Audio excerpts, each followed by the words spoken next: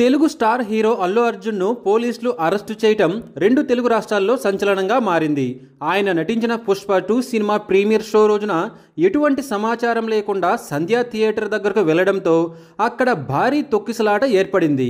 ఈ క్రమంలో ఓ మహిళ మరణించారు. ఓ బాబుకు తీవ్ర గాయాలయ్యాయి. ఈ విషయంలో అల్లు అర్జున్తో పాటు సంధ్యా థియేటర్ యాజమాన్యంపై కూడా కేసులు నమోదయ్యాయి.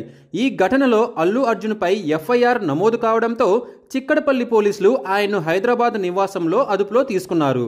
ఈ కేసులో నటుడు అల్లు అర్జున్ను చిక్కడపల్లి పోలీసులు అరెస్టు చేసి భారీ భద్రత నడుమ స్టేషన్కు తరలించారు.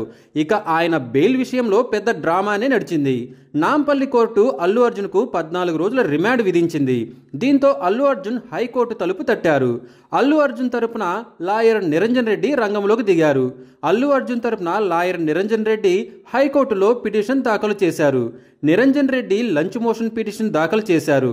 వైసీపీ అధినేత మాజీ ఏపీ సీఎం జగన్ అక్రమాస్తుల కేసులో నిరంజన్ రెడ్డే వాదించారు. ఆయన వైసీపీ ఎంపీగా కూడా కొనసాగుతున్నారు. హైకోర్టులో నిరంజన్ రెడ్డి లేవనెత్తిన పాయింట్లకు ప్రభుత్వ తరపున న్యాయవాది దగ్గర సమాధానం లేకుండా పోయింది. ఈ కేసులో 11వ నిందితుడిగా ఉన్న అల్లు అర్జున్ను అరెస్టు చేయడం దారుణమని నిరంజన్ రెడ్డి కోర్టుకు వివరించారు.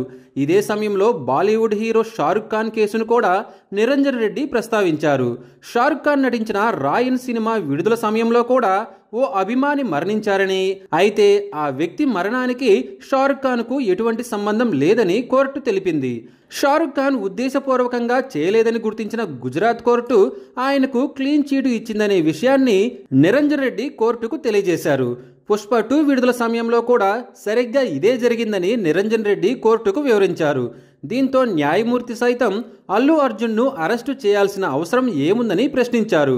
ఒకరోజు కస్టడీకి తీసుకుంటే సరిపోయేదానికి అరెస్టు చేసే వరకు ఎందుకు వెళ్లారని పోలీసులను న్యాయమూర్తి ప్రశ్నించారు. 4 వారాల మధ్యంతర బెయిలుతో పాటు 50,000 రూపాయల పూచీకత్తుతో పర్సనల్ బాండ్ మీద విడుదల చేయడం జరిగింది.